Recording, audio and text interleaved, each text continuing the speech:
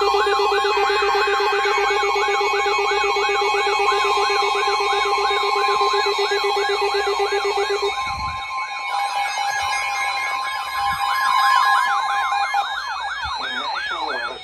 the Twin Cities has issued a severe thunderstorm warning for southeastern Dakota County, northwestern Goodhue County, and southeastern Minnesota, central Pierce County, until 11 a.m.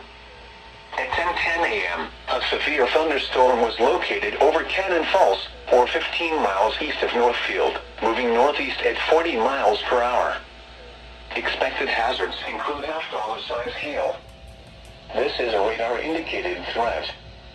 The following impacts are expected. Damage to vehicles is expected. This severe thunderstorm will be near Cannon Falls around 10:15 a.m. Welch around 10:45 a.m. Ellsworth around 10:50 a.m. Other locations impacted by the severe thunderstorm include Meadville, Diamond Bluff, and Beldenville. Seek shelter inside a well-built structure and stay away from windows. The storm is capable of producing large hail.